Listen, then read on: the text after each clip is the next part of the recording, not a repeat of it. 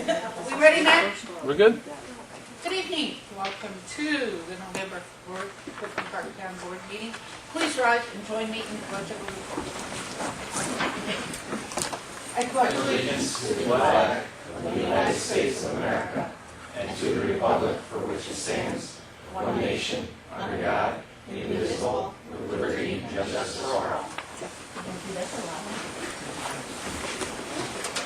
Jack, call the roll. Councilman Whalen? Here. Councilman Standard? Here. Councilman Romano? Here. Councilman Olivet? Here. Vice Mayor. It is absent this evening. And I'd like to have approval of town board meetings for the October 21st meeting. 15th and the Is it? 21st. Yep, you should have all gotten 2 picks. Thank you. 15th and the 21st. You got those? Okay, may I have a motion for approval? Okay, Councilman, yes, Councilman Romano and Councilman Whalen. Councilman Whalen? Yes. Councilman Standard? Yes. Councilman Romano? Yes. Councilman Olivet? Yeah. Are there communications and announcements tonight? Councilwoman? Thank you very much. Youth Court is entering into its 6th year, and we have already had a very successful first 3 trainings. However, it is not too late to join the Youth Court. We are still taking applications, and we do offer training opportunities for kids who miss the first 3 trainings. For those who are not familiar with Youth Court, it's an opportunity for kids in the Shem School District to be trained on courtroom roles and learn how to take on the roles of a courtroom, judge, lawyer, victim advocate, and the other roles. What we do, we train you to do that, and then when there is an offender, a youthful offender who has been arrested on a first-time offense, we put a team together. That youth court team will then help this youthful offender take responsibility and accountability for his or her actions, and will sentence them to a sentence that is meaningful and help them learn a lesson. It's a fantastic program, and if anyone is interested in learning about Youth Court, you can see me after the meeting, or you can email me at astandard@cliftonpark.org. You can always call Town Hall for questions to have your answers or your questions answered as well. So our next training is on November 14th, and again, if anyone is interested, it's not too late. Thank you. Thank you. Any other announcements, communications? Pat, we have a public hearing tonight with Mr. Masserani, who's here to talk to us about our Section 8 housing choices in our HUD program. So Pat, if you would read, please, the notice for that public hearing. A little bit early. Yeah, It's a read it 7:05. I'll read slowly. This is a notice of public hearing regarding Section 8 Housing Choice Voucher Program. Please take notice that the Town Board of the Town of Clifton Park will conduct a public hearing on November 4th, 2019 at 7:05 p.m. in the Woodrow Morrow Meeting Room in the Town Office Building located at 1 Town Hall Plaza, Town of Clifton Park, County of Saratoga, State of New York, for the purpose of receiving comments from the public on the proposed PHA plan for 2020 for the Section 8 Housing Choice Voucher Program. And copies of this plan and all supporting documentation were available for review by the public, and that website is listed. And they were also available for review in the town clerk's office and also at Joseph E. Mastriani, Federal Street, Saratoga Springs. And this was in the Daily Gazette on, right here, September 19th. Ms. Masserani, would you like to come up and slowly introduce yourself so that we're doing this at 7 Let's see, I think we're good. if we're okay? 7 to 5 o'clock. Thank you, Linda. Thanks, everybody. So I'm going to talk about who, what, how, why, and why tonight. And so I'm Jim Mastriani, my company, Joseph E. Mastriani Incorporated, we call it Jennings for short, founded by my father in 1976. We're in the business of administering affordable housing programs, and we administer the Housing Choice Voucher Program on behalf of the town, and we've been doing that with the town since 1981. So now, what is the Housing Choice Voucher Program? So this is HUD's major program to help the elderly, the disabled, and low-income families afford safe, sanitary, and decent housing. And so how is this done? Well, this is done by subsidizing a portion of the participants' rent based upon their income. So my first why is, well, why would we want to have a program like this? So the sociologists and the economists of the world study this stuff, and we know anecdotally that if you do not have stable housing in your life, it is very hard to get positive outcomes. If you move, even if you just move, gosh, it makes everything really hard in your life when you move. Well, imagine if you don't know if you're going to be able to make rent next month, or imagine if you're experiencing homelessness. And so the idea is that with the Housing Choice Voucher Program, the federal government provides a subsidy to stabilize the rental or the housing situation of participants, and then that allows them to concentrate on getting education, jobs, living in retirement, getting what we would call positive outcomes. And so we know that it's a net benefit program. So at the end of the day, the government is spending this money, but the benefits that are received by having folks in stable housing are greater for our community than if we didn't expend these funds. So that's the first why. And the second why is, well, why are we here tonight? Why are you hearing from me? Well, every 5 years, HUD wants to do a little check-in. And this is a small program, and we get scored every year, and we're a high-performing program. So our plan is pretty simple. It's a list of 5 goals. And so those 5 goals are, we're going to expand the supply of assisted housing to meet the local needs. We're going to improve the quality of the service that my organization delivers. We're going to promote self-sufficiency and asset development of families and individuals. We're going to ensure equal opportunity in housing. And finally, we're going to reduce fraud and program abuse.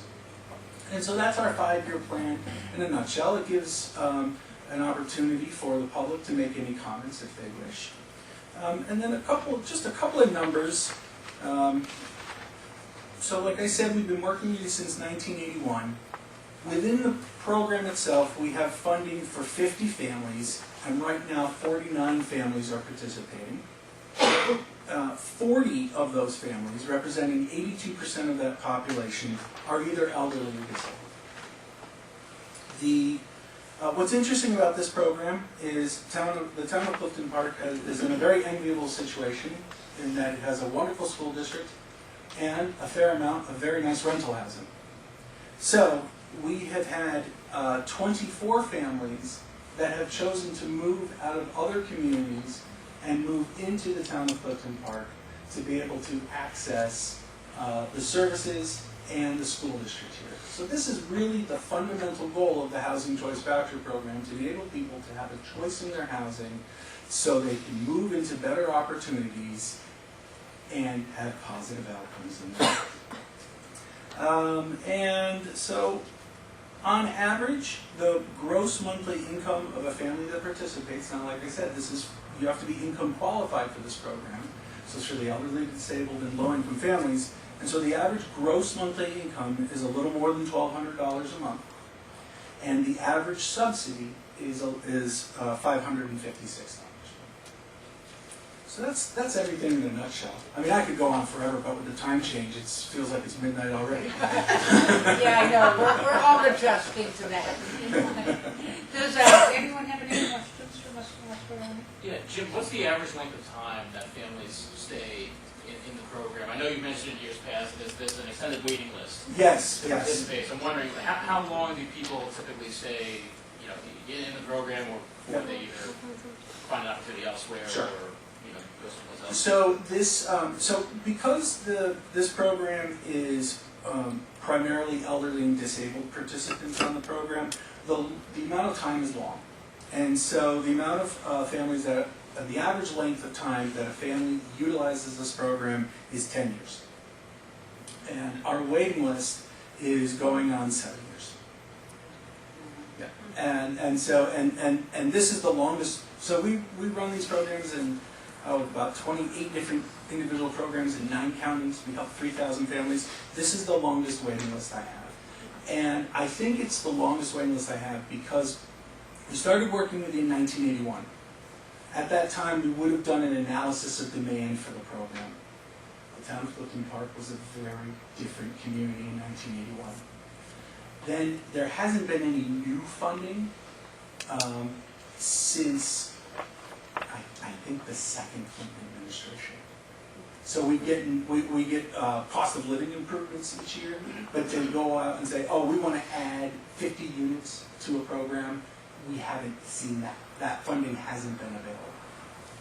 So that's the predicament that we're in, is that this town has seen tremendous growth since 1981, and the demand for these services has increased dramatically, but we can't get you any more supply.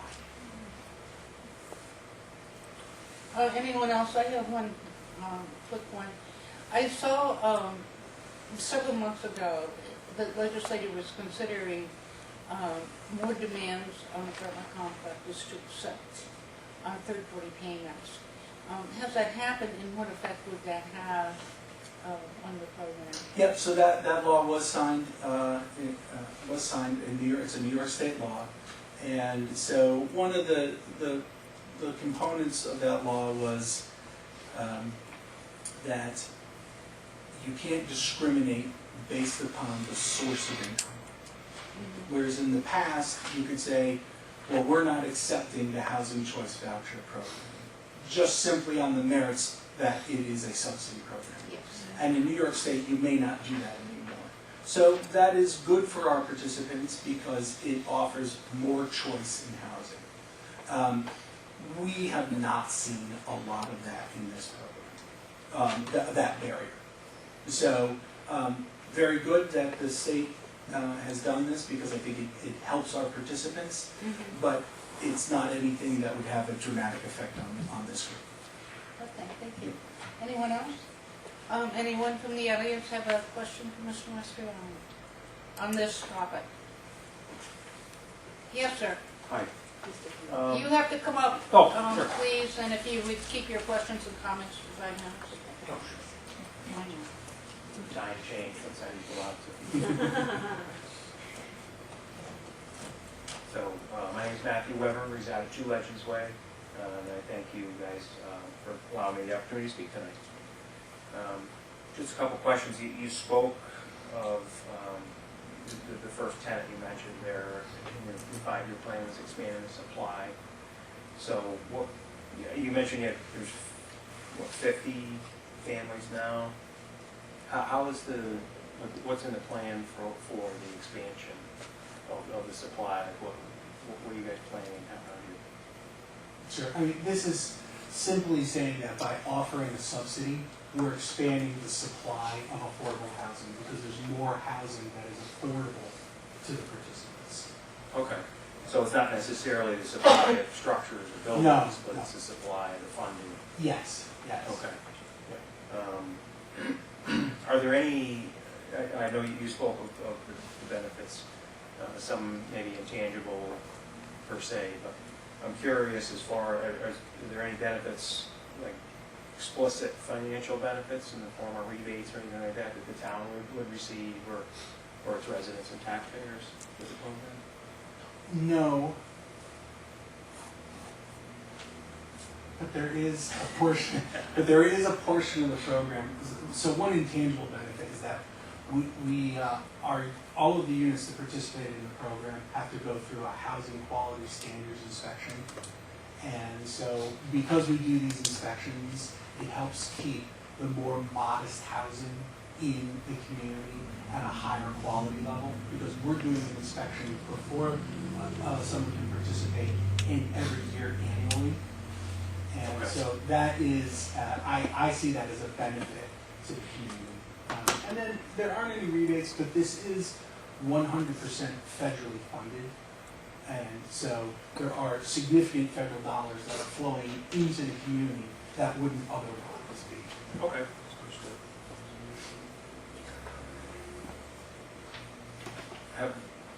You're contracted by the town? I assume? We are. Okay.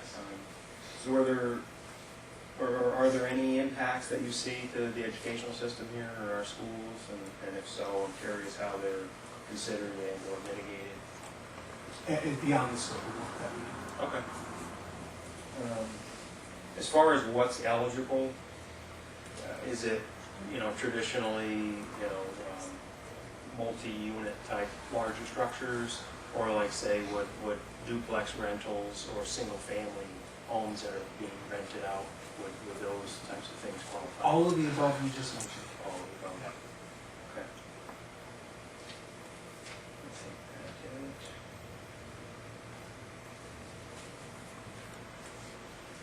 it. Sorry, scouring my notes. No problem.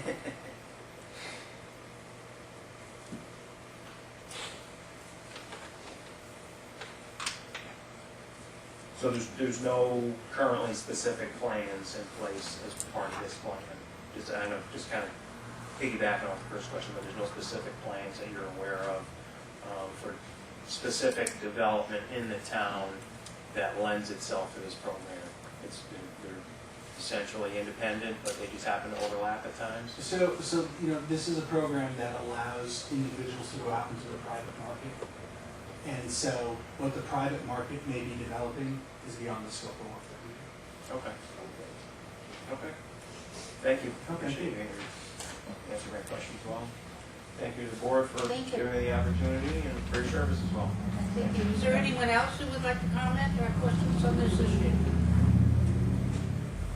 Thank you, Mr. Martin. This public hearing is closed. Oh, go ahead. No, just one last thing. There is, HUD has a lot of information on their website, so HUD.gov. And if you just do a Google search on Housing Choice Voucher Program, they have a fact sheet. I thank you for that. Yep. And we will put that on our website too, Matt, so that people can have it. Thank you. Okay, thank you. Public hearing is closed. Okay, we have 7 resolutions for tonight. Pat, if you would read them in full, and then we'll go back and vote on them individually. A resolution authorizing the hiring of a part-time animal control officer.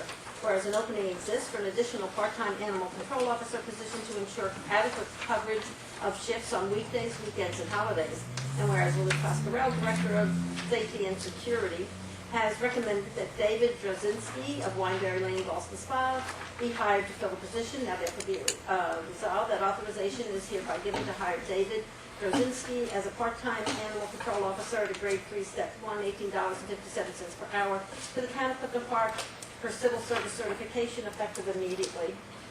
A resolution appointing Richard Countermine and Michael Trader to the Deferred Compensation Committee. Whereas an opening exists for a member to the Deferred Compensation Committee due to the resignation of Stanley Razunovich from the committee, and Highway Superintendent Dan Vall has made the recommendations for his replacement. And whereas Richard Countermine, current alternate to the committee, has been recommended to serve as the Highway Unit Representative, and whereas Michael Trader has been recommended to serve as the alternate, and whereas the appointments of Mr. Countermine and Mr. Trader to the Deferred Compensation Committee would confer a benefit to the town, now therefore be resolved that Richard Countermine and Michael Trader are hereby appointed to the Deferred Compensation Committee as unit representative and alternate respectively, to serve the remainder of a 1-year terms to expire December 31st, 2019. A resolution authorizing the town supervisor to file commitment documents with Saratoga County for collection of the town's share of the 2020 sales tax revenues. Whereas the town of Clifton Park is required to file commitment papers regarding the collection of sales tax revenue for 2020. Now therefore be resolved that the Clifton Park Town Board hereby authorizes the collection of sales tax revenue to be paid in cash for 2020 from Saratoga County. And be it further resolved that the town supervisor is hereby authorized to file the appropriate documents of commitment with Saratoga County. A resolution authorizing execution of a no-cost time extension for a Marcaselli grant contract for improved access to recreational assets projects within the Bishopbury Nature and Historic Preserve. Whereas by resolution number 204, 2014, the town board authorized the execution of a Marcaselli federal granting aid contract with New York State Department of Transportation for improved access to recreational facilities within the Bishopbury Nature and Historic Preserve, and committed to the local match funding for the project. And whereas by resolution number 180 of 2018, the town board authorized the implementation and funding in the first instance 100% of the federal aid and state Marcaselli program aid eligible costs of the improved access to recreational asset projects within the Bishopbury Nature and Historic Preserve, and appropriating funds. And whereas the final design report and the plans, specifications, and estimates were submitted by Barton and LaJudas to the New York State Department of Transportation in 2018, and the town board has authorized the construction management and inspection contract for the construction phase of the project. And whereas the town board publicly bid the project in 2018, but the project bids all exceeded the project budget, and thus no construction bids were awarded. And whereas the town of Clifton Park applied for a New York State Consolidated Funding application on July 26, 2019, seeking additional funding to close the project budget gap and enable the preparation for rebidding of the project. And whereas the State Department of Transportation recommends extending the time frame for completion of the original funding contract to accommodate the current project schedule for the improvements, now therefore be resolved that the supervisor is authorized to execute the attached no-cost time extension for the grant funding associated with the Mohawk Towpath Scenic National Scenic Byway Recreational Access Project. A resolution authorizing the supervisor to sign an easement to National Grid for the purpose of providing and maintaining utility service to the buildings and grounds of the project at 2 Town Hall Plaza. Whereas the town has applied to National Grid for the provision of electric and gas service to the building project under construction for the Buildings and Grounds Department adjacent to Town Hall. And whereas National Grid has requested an easement upon certain lands of the town for the installation and maintenance of utility infrastructure such as poles and lines as depicted in the map attached to the easement request. Now, therefore be it resolved that the supervisor is authorized to execute the attached easement to National Grid. A resolution authorizing St. George's School to use town roadways for their 8th annual turkey trot on November 28, 2019. Whereas St. George's School on Route 146 would like to host its 8th annual turkey trot on Thanksgiving morning, November 28, 2019. And whereas Dan Bull, Highway Superintendent, recommends that the town board pass the instant resolution authorizing the use of town roadways for the race. And whereas the 5K event will begin at St. George's School, proceed to Mow Road, then Clifton Park Center Road into the Shenandoah campus by Tasago Elementary School, continue through the campus, reaching the main entrance on Route 146, right on Route 146, and end back at St. George's School. Now therefore be resolved that authorization is given to St. George's School to use town roadways for their 8th annual Turkey Trot 5K race event on November 28, 2019, beginning at 8 a.m. Resolution amending Resolution number 230 of 2019. Whereas Resolution number 230 of 2019 included the installation of box culverts on Bruno Road and the classification of the project pursuant to seeker. And whereas Highway Superintendent Dan Bull has asked that the Bruno Road component of the project be removed from consideration under seeker. And whereas the remainder of Resolution number 230 remains in full force and effect. And whereas the town board has reviewed the short environmental assessment form prepared by the Highway Superintendent and correspondence dated September 25, 2019, describing the project relating to Plank Road and Nadler Road, and accepts the recommendation for classification of the project under secret.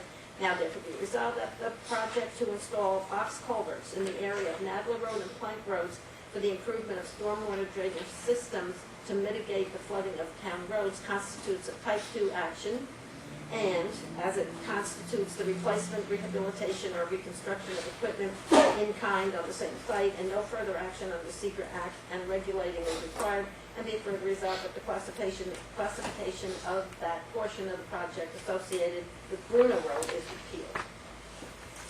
Okay. We will now go back to every resolution and vote on them as written. Resolution number 245 of 2019, a resolution authorizing the hiring of a part-time animal control officer. So moved. Councilwoman Bennett and Councilman Whalen. Officer Cook, Yes. do you want to tell us about your new hire? This is Dave. Hi, Dave. Welcome. Good to know you. Thank you. He comes. Right, Officer Cook and security officer, we passed around, sat on the interviews and made the decision. I understand you're going to start training soon. Tomorrow morning. Congratulations. And you're in for an event, and I have actually had the opportunity to ride with Officer Cook. You're in for a real adventure. Every time the phone rings, it's a whole new setting. So we welcome you. And come up after and introduce yourself to the rest. I'd like to do that. Is there anything from the board? Okay, Pat. Councilman Whalen? Yes. Councilman Standar? Yes. Councilman Romano? Yes. Councilman Marlowe? Yes. Resolution number 246 of 2019, resolution appointing Richard Countermine and Michael Trader to the Deferred Compensation Committee. Second? Councilman Marlowe and Councilwoman Danforth. Is there any discussion? This is pretty much routine in-house. Pat? Councilman Whalen? Yes. Councilman Standar? Yes. Councilman Romano? Yes. Councilman Marlowe? Yes. Resolution number,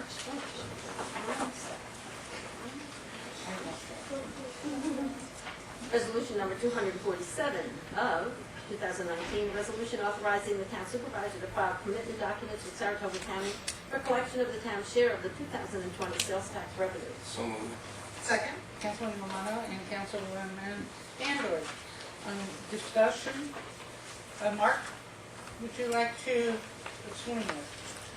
So this is the annual form that we signed so we can get our sales tax paid in cash to us. The alternative is to give a credit to the county for taxes, which the town used to do, but now it all comes to the town. That's good news. Is there any questions for Mark? Yeah? Councilman Whalen? Yes. Councilman Standar? Yes. Councilman Romano? Yes. Councilman Marlowe? Yes. Resolution number 248 of 2019, a resolution authorizing execution of a no-cost time extension for a Marcus Tully grant contract for improved access to recreational assets projects within the Bishop Ferry Nature and Historic Preserve. So moved. Second? Yeah, that was a real fun. I give it to Romano. Yes, it was Councilman Romano and Councilwoman Standard. And this is routine in-house when you're dealing with grants. Is there any discussion? All right, Pat? Councilman Whalen? Yes. Councilman Standar? Yes. Councilman Romano? Yes. Councilman Marlowe? Yes. Resolution number 249 of 2019, a resolution authorizing the supervisor to sign an easement to National Grid for the purpose of providing and maintaining the utility service to the buildings and grounds project at 2 Town Hall Plaza. So moved. Second. Councilwoman Standard and Councilman Whalen. This is for, as you look behind us, our beautiful new wonderful building for our building and grounds department so that they can have power. Any discussion? Okay. Councilman Whalen? Yes. Councilman Standar? Yes. Councilman Romano? Yes. Councilman Marlowe? Yes. Resolution number 250 of 2019, a resolution authorizing St. George's School to use town roadways for their 8th annual turkey trot on November 28, 2019. So moved. Second? Councilman Whalen and Councilwoman Standard. Highway Superintendent Paul. 8th annual turkey trot. They're getting really good at this, but every time they use our roads, they always have to ask for permission. We're always willing to help. And most importantly, this helps us get a certificate of insurance to the clerk's office, so we're not held liable for any mishaps that might occur, but everything's been great in the past, and they've been wonderful to work with. Yeah, and okay, routine. While I have you on the floor, I hear some terrible rumors about Friday. Well, it could be as early as Wednesday morning, but yeah, Ooh. Thursday night into Friday morning, yeah, we might start seeing some accumulations. Our very first snowfall. And you're all ready to go? Yeah, ready to Plows go. are on the truck? I was sure it was going to start November 14th, so but it's a little Do you early. have an interior pole going over there? Oh, never mind.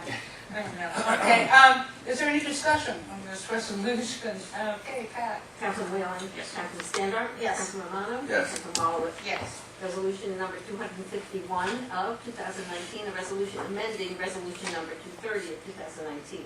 So moved. Second. Councilwoman Standard and Councilwoman Whalen. And Dan again. Yep, this is part of our infrastructure, stormwater infrastructure improvements that are going to be taking place near the Dewazeville Nature Preserve.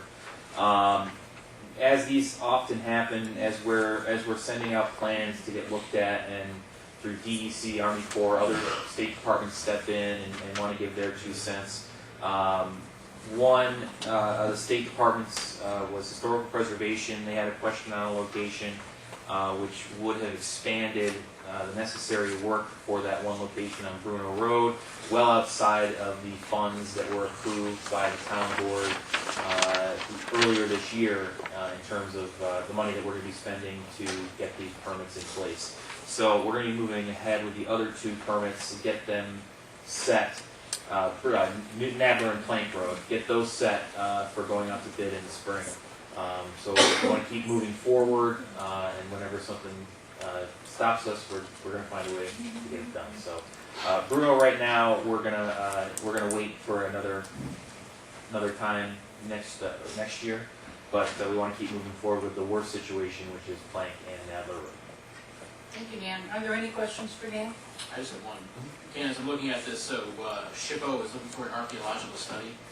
Yes. For the road application? Yes, the project itself would remove a culvert from under the road, and we replace that culvert with a larger box culvert. We're really impacting less than a quarter of an acre, but yeah, Historical Preservation wanted us to do an archaeological study. Okay. And that will be, Well, I think once we take the time to explain to them what's actually happening, I don't know if it just got to the right desk and someone said, "Ooh, let's take a look." yeah. So I think a little extra.